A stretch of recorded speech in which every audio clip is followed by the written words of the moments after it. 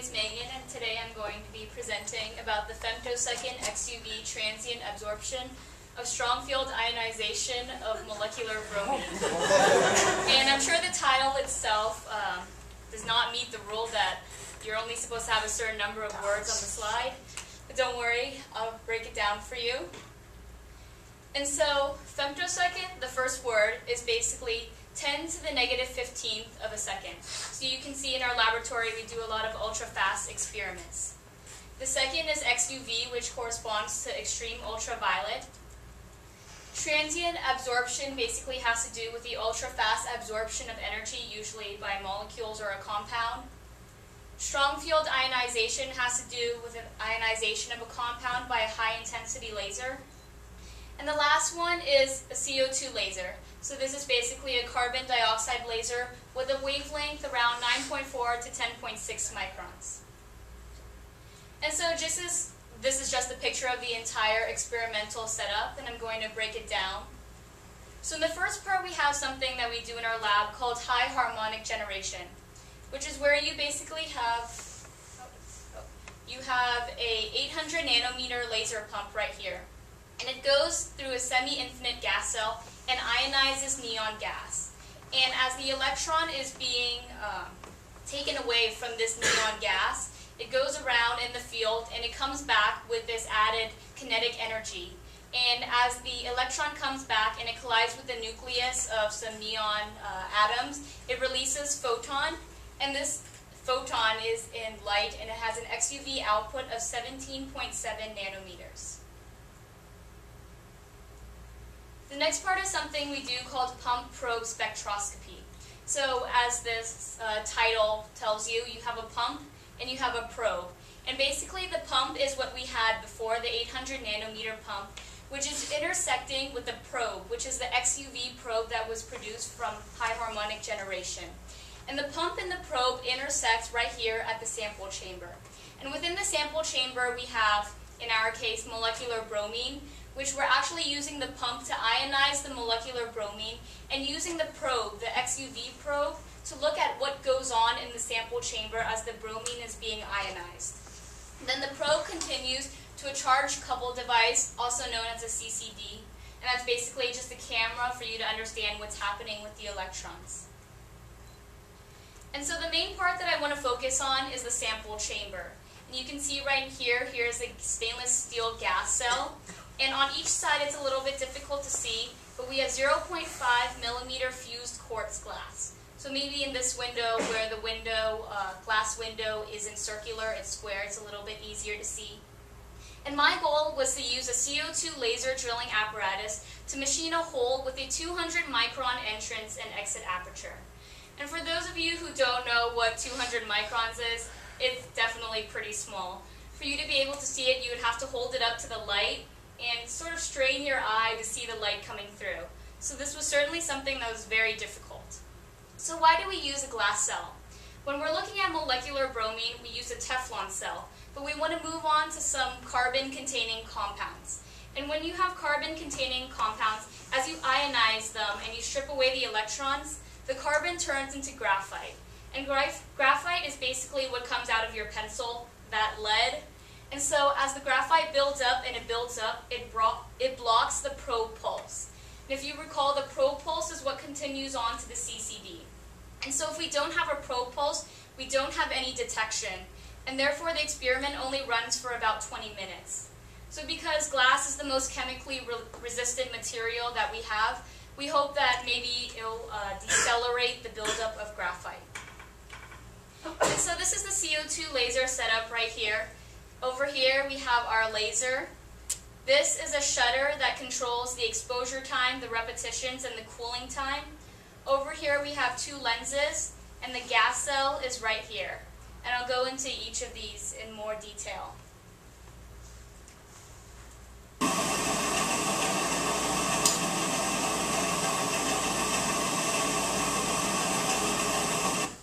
And as you saw right there, that's about all that happens.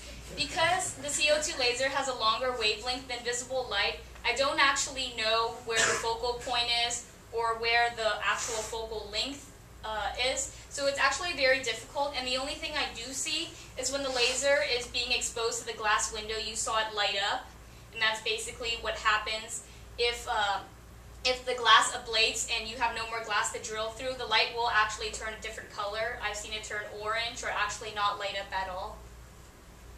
And so there are a total of 7 different adjustable parameters that I've tried in working to create a hole that is usable.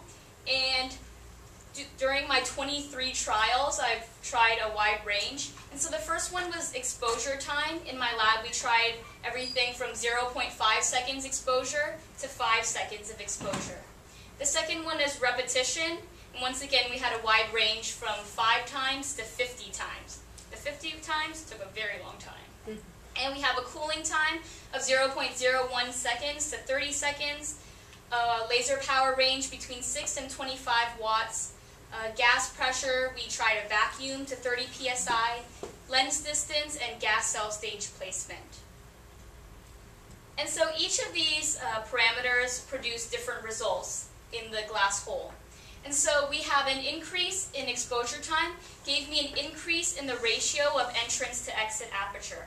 So what I'm trying to create is a fairly equal ratio. I want a 200 micron entrance hole and a 200 micron exit hole.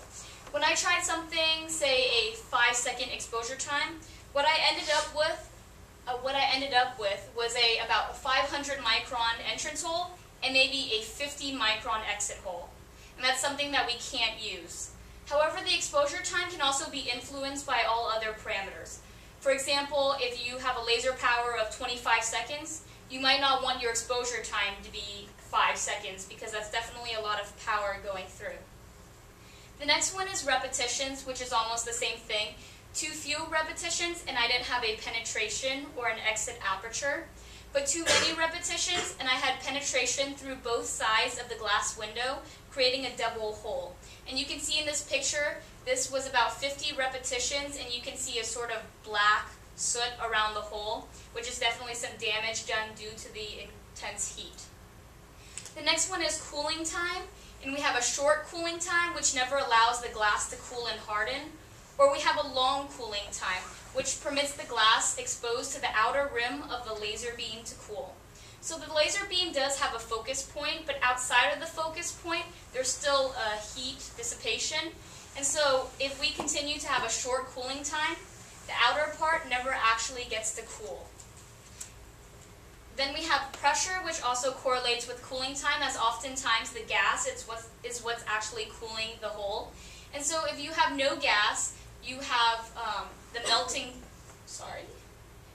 glass continues to flow out. But about 15 to 30 psi, we come into a problem where we have the debris that wants to go down out of the hole, but the neon gas wants to come out of the hole. And what you have is basically a block in the middle where you just have glass debris blocking the hole. The next one is laser strength, where you can either have low power, no penetration, very similar to the repetitions, or you can have a high power.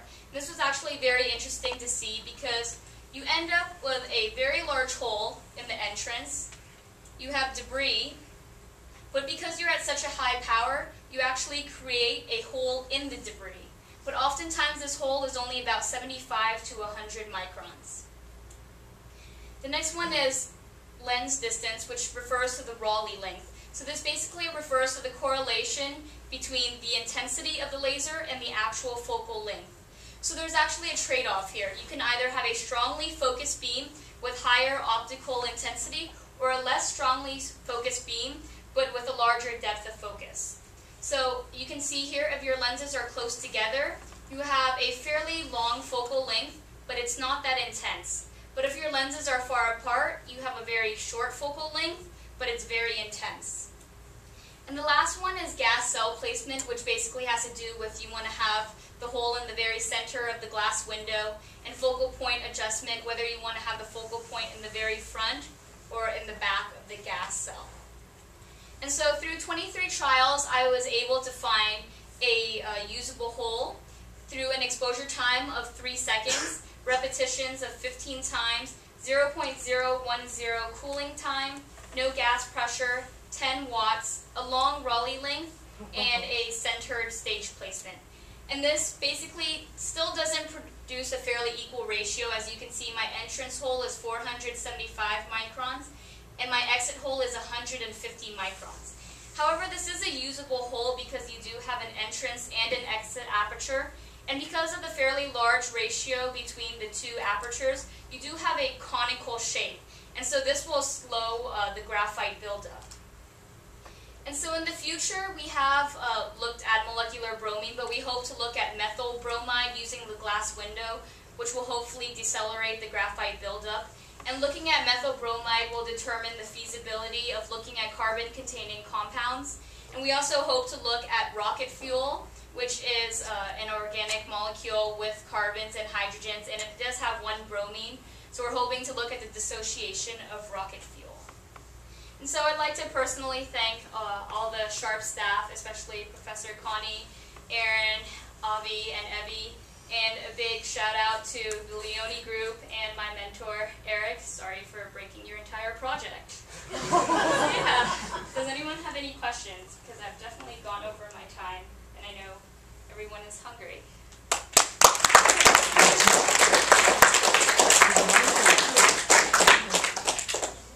So what did you break? Yeah, I was an assistant. Oh, well, it wasn't really my fault. I just brought some bad luck, and something that I was working on happened to decide that it wanted to break. Because basically we work with ionic liquids, and bromine can be extremely corrosive in its ionic liquid. So after we use it, we use the liquid nitrogen to cool the gas back into liquid. And I guess over time the liquid nitrogen tanks were becoming corroded, and there was a slight crack and some issues. Are you sure it wasn't a setup? I don't know, Eric. Trying to frame was you. it? Well, she did manage to fill a vacuum chamber with liquid nitrogen. Okay. Great. So the holes, the entrance and exit, you managed to come very close, right? Can you?